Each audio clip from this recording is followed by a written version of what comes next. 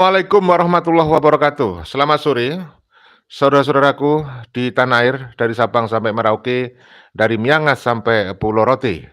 Ketemu lagi dengan kami dari channel News Clan Official. Saudaraku, kali ini kita akan informasikan berita viral ya, mengenai bagaimana profil orang-orang dari Yaman di negara lain di luar Indonesia. Apakah mereka banyak yang dipuja-puja, diglorifikasi, diagung-agungkan? Ternyata tidak ya. Mau orang yang dari Balawi atau dari klan apa saja, dari orang-orang Yaman ini mereka semuanya dianggap sama, warga Yaman ya. Nah, ternyata saudaraku, ini ada informasi menarik yang viral. Orang-orang Yaman ini seringkali dicurigai dianggap yang suka buat persoalan, yang suka bikin masalah, sehingga pengawasan terhadap orang-orang Yaman ini diberikan prioritas oleh negara-negara lain. Nah, ini kan menarik ini, tetapi berbeda dengan di Indonesia. Makanya kita berharap mudah-mudahan pemerintah kita itu juga memperlakukan hal yang sama, menaruh prioritas terhadap mereka dalam proses menangani dalam hal-hal keamanan dan seterusnya. Ini penting. Ini informasi ini dari kesaksian seseorang yang pernah bekerja di Arab Saudi. Ternyata nih ada bocoran ini dari Arab Saudi itu, khusus orang-orang Yaman itu diperlakukan khusus. Khusus orang-orang Yaman diperlakukan spesial. Ya kalau mereka datang itu pasti suka di sweeping lah di Arab Saudi itu ya. Berbeda dengan di bangsa kita. Langsung saja untuk mempersingkat waktu, kita simak bersama-sama wawancara Ustadz Bahril Ulum ya. Terima kasih Ustadz Bahrul Ulum ya atas kontribusi informasi videonya, mudah-mudahan bermanfaat, insya Allah bermanfaat bagi warga masyarakat ya. Kita simak informasinya berikut ini ya. Langsung saja kita perdengarkan. Tepatnya di Damam, di mana beliau bekerja sebagai seorang driver antar negara, dan banyak hal yang bisa menarik untuk kita tanyakan kepada beliau terkait adanya polemik nasab Ba'alawi yang hingga hari ini semakin lama semakin membesar. Nah, sahabat TV Al-Wahab, mari kita tanyakan bersama-sama bagaimana kondisi orang Yaman ketika memasuki kota Mekah. Ini dia wawancara saya dengan saudara saya Haji Rasino Ahmad Subili. Assalamualaikum Mbak Haji Rasino Ahmad Subili. Wow, terima kasih. Waalaikumsalam Bapak Rasino Ahmad Subili ya. Beliau seorang yang pernah bekerja sebagai driver di Arab Saudi. Asli Cilacap. Oh, asli Cilacap. Punya istri orang Tegal. Orang Tegal. Udah berapa tahun itu rumah tangga di Tegal itu? Selama berarti dari tahun 98 sampai sekarang. Udah punya cucu atau udah punya anak belum? Punya anak 2, 1 cucu. Oh, sudah luar biasa, jadi mbah ya? Ya. Saya ngundangnya Pak Rasino, Pak Haji atau Mbah Haji ini? Biasa saja, nggak usah haji-hajian lah. Kayak gitu. Biasa aja. Pengalaman kerja itu selama di Indonesia sebagai apa, Pak? Driver. Sebagai driver. Iya. Luar biasa, sehingga ketika kerja sampai di luar negeri itu juga sebagai driver gitu ya. Iya. Jadi ini beliau adalah jenengan itu driver profesional gitu ya. Driver profesional betul-betul sampai di Arab Saudi.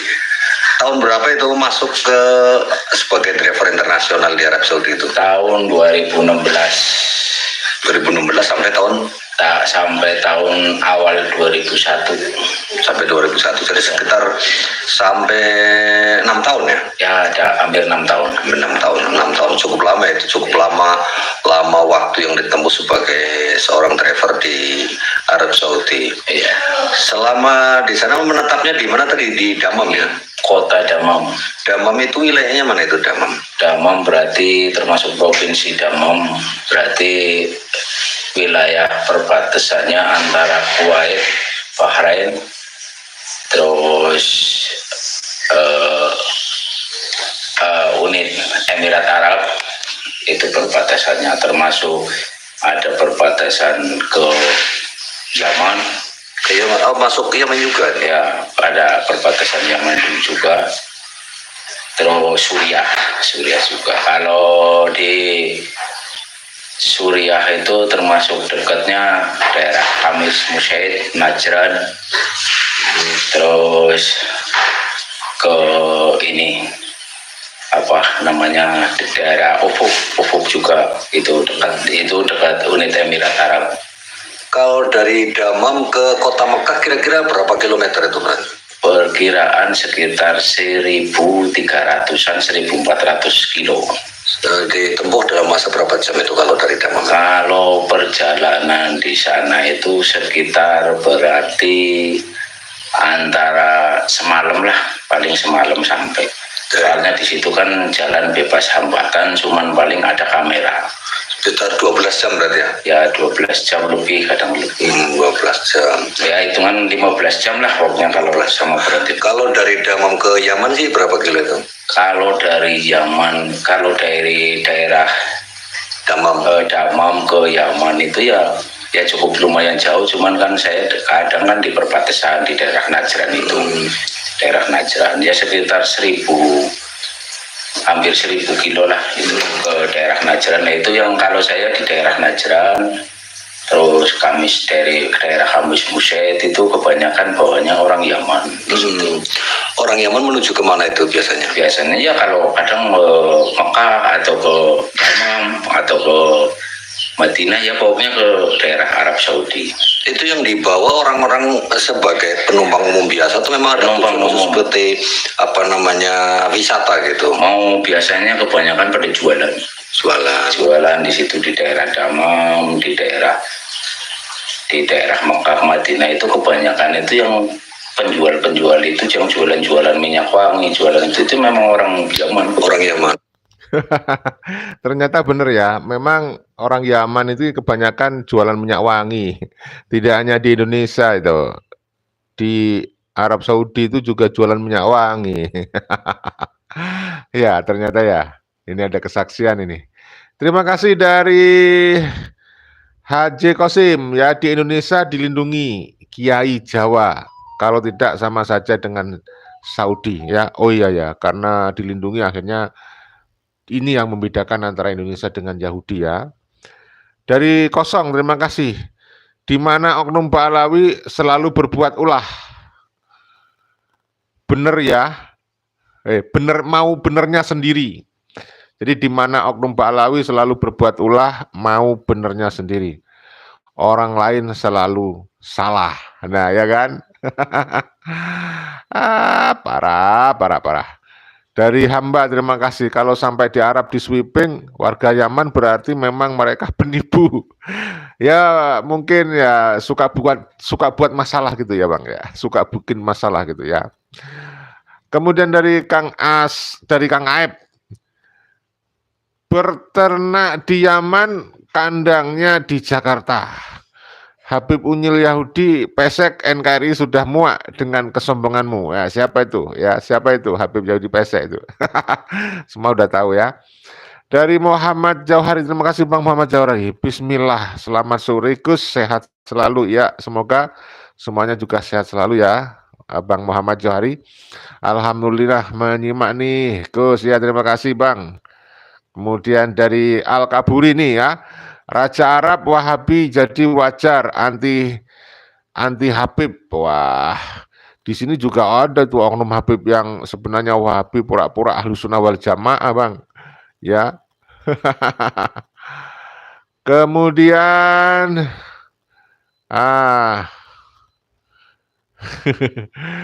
kalau di Indonesia itu di sini mayoritas itu muhibin habaib yang setia sejak zaman Belanda. Dari Pangeran Pongkeng, Assalamualaikum warahmatullahi wabarakatuh. Waalaikumsalam warahmatullahi wabarakatuh. Jika orang Yaman di sweeping masuk ke Arab, Saudi artinya tidak melulu jualan minyak wangi, ada maksud terselubung alias biang kerok. Masuk Bang. Lanjut. Orang Yaman. Jadi rata-rata mayoritas orang Yaman itu kalau ke Damam, ke Mekah itu jualan minyak gitu. Iya, cuman kalau bicara masalah bawa orang itu, kalau kita masuk ke daerah Arab Saudi, misalnya ke kota-kota lah di daerah Arab Saudi semuanya itu, kalau kita dari daerah Kamit, Muset, Ubud atau dari daerah Najran, Jizan itu kebanyakan itu kalau bawa orang-orang dari India, orang-orang dari Uni Emirat Arab itu nggak terlalu ini banyak pertanyaan. Cuman kalau misalnya kalau orang daerah Yaman itu pasti ditaktis. Taktis itu tempat perbatasan lah, perbatasan provinsi, kadang-kadang perbatasan kota itu polisi itu pasti nanya setiap warga negara yang masuk atau iya, berarti warga negara asing gitu ya? Iya, itu langsung minta manabis atau surat jalan, ya kan? Itu tanyanya langsung via Yamani, jadi ada Yaman. Khusus orang Yaman itu? Iya, khusus. Jadi semacam sweeping gitu ya? Iya, semacam kadang-kadang muskilah Yamani. Akatir muskilah. Kalau saya tanyakan bagaimana orang Yaman kok pakai masalah? Wah, banyak masalah gitu. Itu kalau cara Indonesianya itu Indonesia. Orang Yaman ternyata banyak masalah, saudara. Jadi begitu katanya kesaksian ini. Di Yaman mereka kekurangan makan, akhirnya keluar negeri. Di luar negeri juga buat masalah ya. Banyak yang buat masalah. Banyak masalah orang Yaman, sehingga dicurigai gitu ya? Iya, seringnya dicurigai. Orang Yaman berarti ketika masuk Damam itu maksudnya berarti kan negara Uni Emirat Arab ya? Bukan. Damam Arab Saudi. Provinsinya Damam. Berarti warga Yaman setiap kali masuk ke Arab Saudi itu selalu dicurigai. Iya. Oh, saya kalau dari Damam itu mau ke Kamis Musyad atau ke Najran itu kadang-kadang itu kan negara perbatasan oh, kayak ada bom meledak gitu. Ya mesti kayak banyak peperangan lah di sini. Kayaknya sih, cuman saya sih nggak melihat sendiri, cuman dari dengar aja ada ledakan ya gitu. Surat tembakan mungkin. Iya, itu sering itu kalau saya ke daerah. Pokoknya kalau dari Damam kan Jubel, ke Damam terus Ubud, kalau Ubud terus ya larinya ke Najran, Kamis Musyad, Jizan, itu daerah situ. Ini bukan hoak, saudaraku, ini kisah nyata ini. Nyata ini terjadi ya, ini benar-benar terjadi ya, saudaraku. Dari Pak Hasan, jelas di Arab saja di sweeping, di Indonesia dihormati. Jangan beri panggung. Sebenarnya mereka itu penipu, pembohong. Yang jelas dia pembohong nasab ya. Ngaku-ngaku cucu Nabi nggak bisa membuktikan. Ngaku-ngaku cucu Nabi tak ada bukti ya. Tapi para muhibinnya masih tetap mencium tangan dan bersujud. Emangnya siapa? Ya karena mereka keracunan doktrin, saudaraku. Takut dengan ancaman neraka.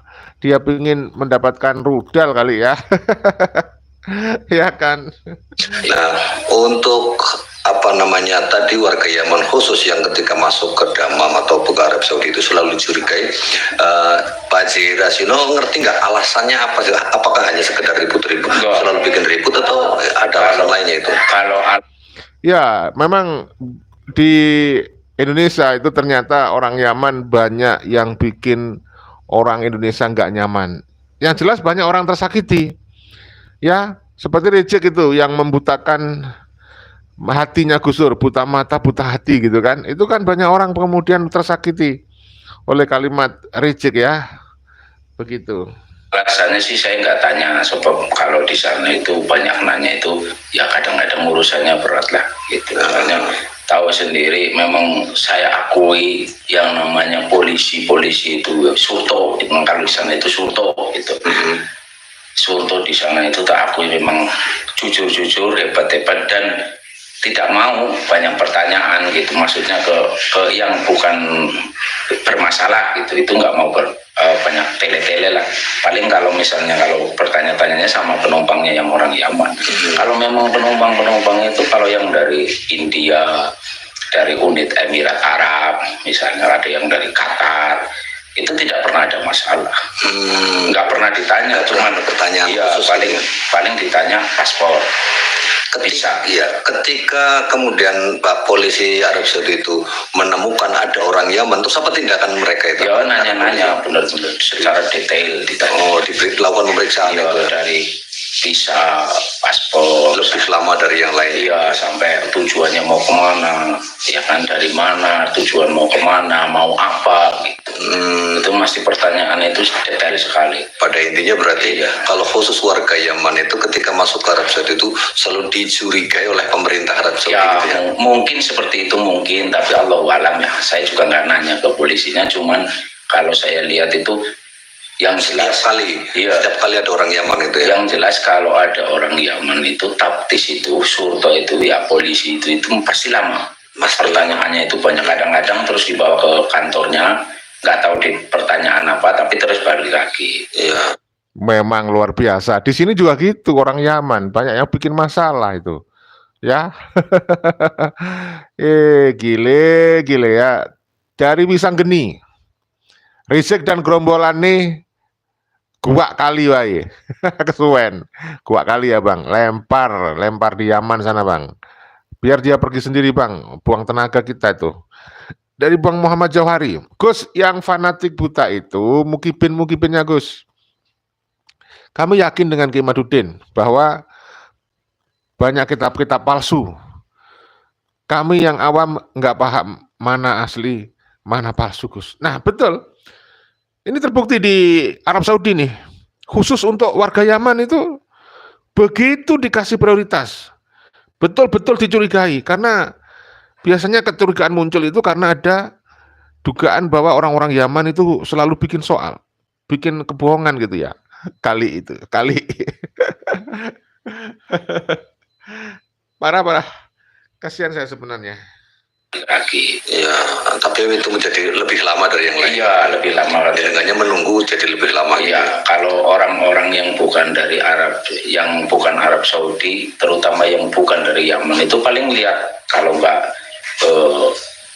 paspor, visa, ntar lihatnya kayak kalau di sini tuh semacam KTP gitu. Udah kelihatan selesai itu ya. Udah selesai.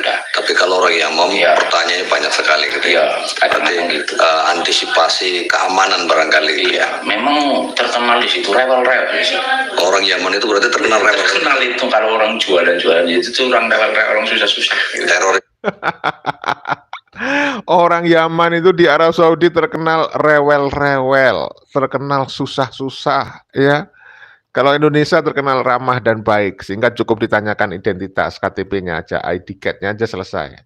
Orang Yaman ini, makanya hati-hati saudara, makanya dengan cerita ini, maka kita semakin yakin bahwa Oknum Pahlawi ini benar-benar 90% menulis kitab-kitab yang isinya kedustaan. Ini sudah diungkap oleh Kiai Haji Madudin Usman Al-Bantani ya. Dari Bang Slamet Sutrisno, Pahlawi di negara Yaman susah cari makan sehingga mereka ngungsi di negara kita dengan mengatasnamakan cucu Nabi Muhammad SAW. Padahal tidak tersambung. Kasihan, pembohong besar ya. Pembohong besar. Oke, thank you. Hai, Manu Falket, how are you today? Thank you very much. Dari Kiasan, imigran Yaman, gerombolan celeng. Celeng itu apa celeng itu ya? Saya tidak paham. Kita lanjut ya, pokoknya saya bacakan aja, pokoknya gerombolan celeng gitu aja. Kalau orang jualan itu tuh orang rewel-rewel, orang susah-susah. Teroris ya. Nggak tahu kalau masalah teroris, nggak tahu. Cuman kadang-kadang orangnya rewel-rewel gitu. Kalau menurut saya gitu. Iya. Nah, terus Pak Haji sendiri memandang kenapa sampai orang Yaman itu seperti itu, sampai sekarang terjadi polemik nasab di Indonesia yang berasal dari Yaman itu sendiri gimana itu pandangannya setelah mengalami seperti itu? Memang udah terkenal sih ya di daerah Arab itu. Memang Yaman itu istilahnya yaitu rewel-rewel itu mungkin di sini itu yang dari keturunan Yaman itu juga termasuk seperti itu mungkin itu memang sudah dari sononya itu kayak sudah karakternya rewel-rewel itu ya. Karakternya itu rewel-rewel memang.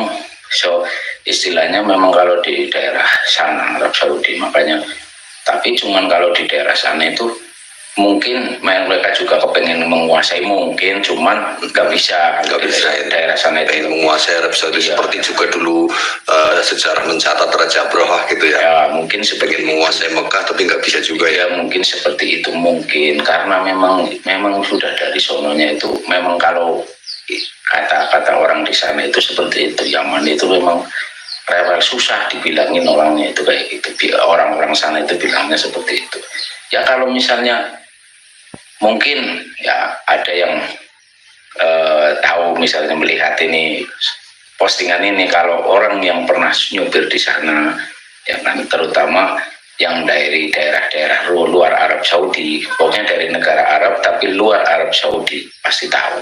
Kalau pas ditaptis pertanyaannya apa aja pasti seperti itu. Yang kebanyakan fi Yamani, jadi ada Yaman, maksudnya itu ada orang Yaman enggak gitu. Selalu dicari ya, itu selalu. Berarti selalu ada sweeping ke setiap bus yang memasuki kota Arab Saudi. Ya kalau sweeping tiap hari ada tetap. Wow, keren.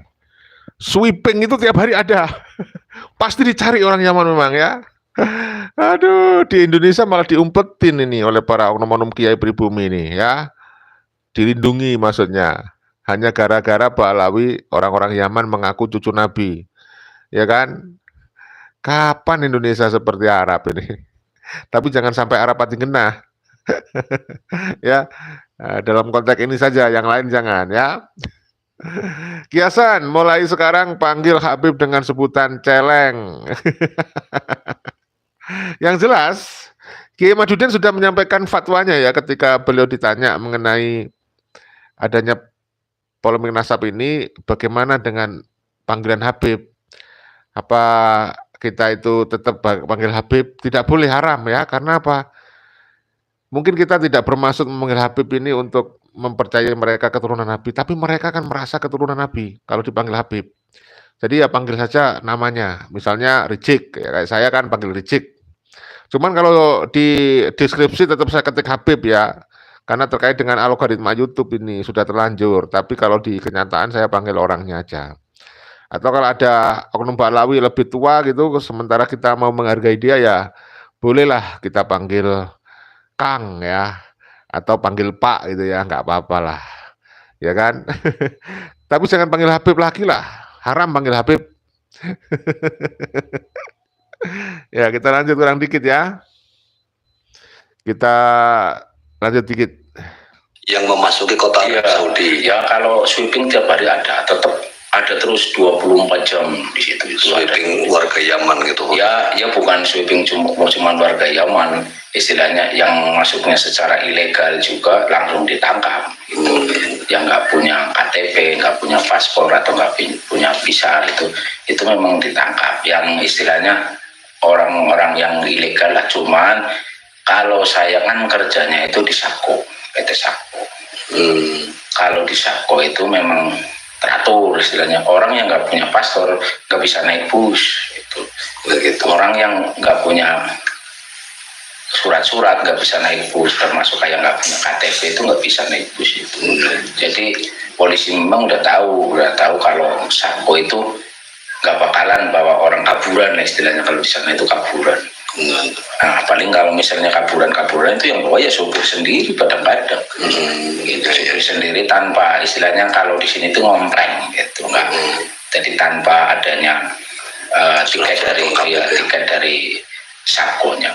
Ya, tapi tetap yang dicari itu pasti tanya orang Yaman itu begitu lihat. Selalu pertanyaan pertama orang Yaman. Iya, pasti selalu seperti itu. Pasti setiap ada taktis itu seperti itu pertanyaannya. Oke. Terakhir, selama 6 tahun di sana menunaikan ibadah haji itu berarti tiap tahun itu ya? Ya enggak. Soalnya di sana juga susah ya. Jadi kalau kayak supir itu paling kayak saya nih pas kesempatan oleh perusahaan mungkin. Kalau diberi kesempatan sih enggak. Cuman kalau pas hajian kan saya pasti di Mekah. pasti itu di mengantar orang haji gitu. Iya, nah itu kalau saya mau gajian itu saya nanya ke amirnya yang saya bawa.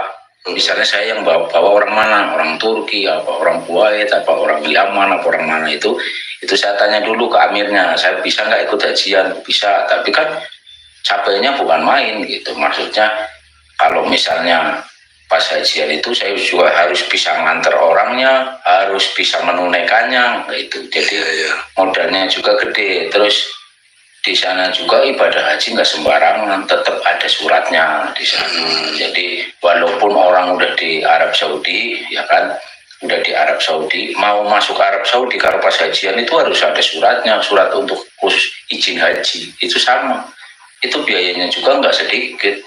Ada yang 4.000, ada yang 5.000 real, gitu. Sekitar 20 sampai 25 juta itunya. Itu paling kalau bebas ya umroh. Kalau umroh itu bebas, tapi juga kalau misalnya pembantu seperti TKI biasa itu ya harus ada izin dari majikan. Itu kalau di sana. Kalau saya supir sih, misalnya dari Damam, ya bebas mau ikut umroh. Sambil nunggu penumpang yang ikut umroh gitu ya? Iya, sambil nunggu penumpang, umroh terserah, mau jalan-jalan terserah gitu. Itu kalau umroh gitu ya? Saya. Oke, terima kasih Pak Haji Rasino Ahmad Subili. Ya, sama-sama.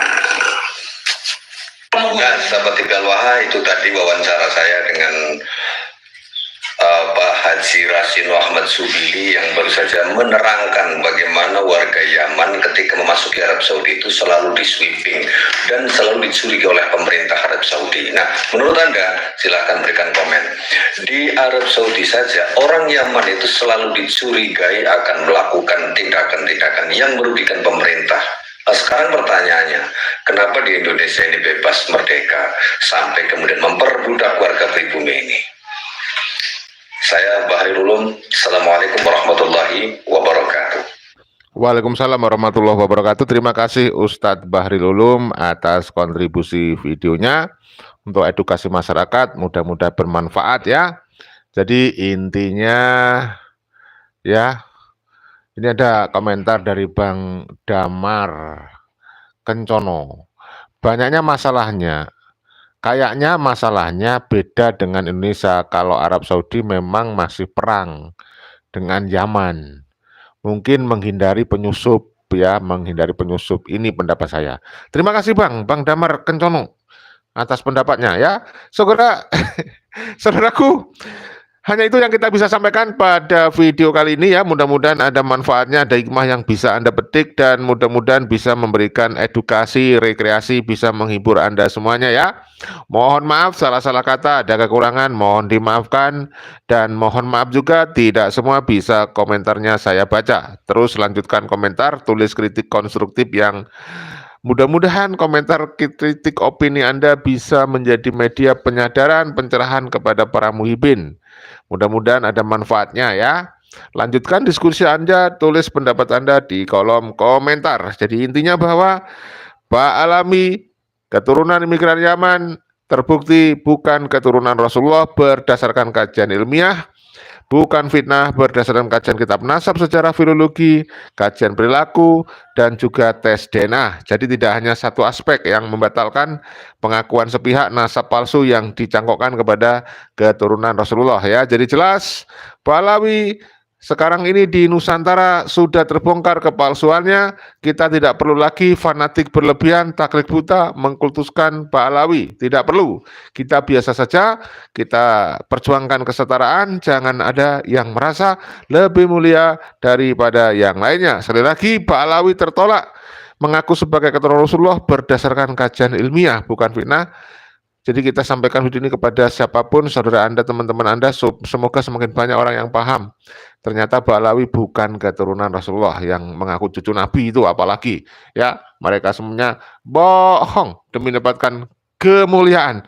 Mereka mengaku-ngaku sebagai keturunan Rasulullah supaya diagung-agungkan, diklarifikasi oleh masyarakat pribumi. Oleh karena itu sadarlah saudaraku, orang-orang pribumi, Ayo kita beragama selain dogma juga menggunakan akal sehat kita ya. Kita gunakan akal sehat, jangan sampai kita mudah dibohongin, didoktrin, ditakut-takutin dengan neraka, ditakut-takuti tidak mendapatkan syafaat, ditakut-takuti nanti dimarahi oleh Allah, ditakut-takuti nanti Nabi Muhammad murka kepada kamu. Ya, jangan gampang percaya dengan doktrin oleh oknum Ba'lawi. Mari kita skeptif dan selektif, kita ikuti tuntunan dari kiai-kiai Nusantara ya. Itu aja, mohon maaf segala kekurangan. Wassalamualaikum warahmatullahi wabarakatuh. Merdeka.